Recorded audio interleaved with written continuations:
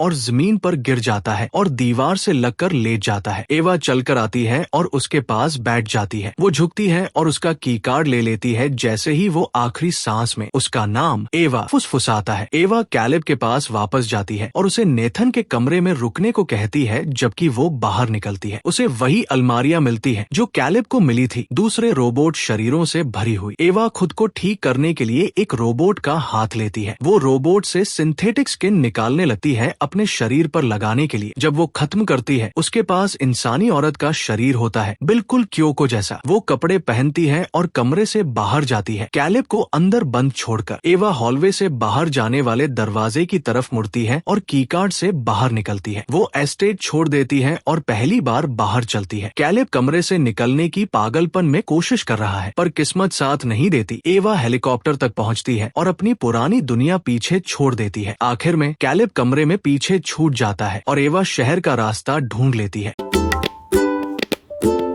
Please like and subscribe.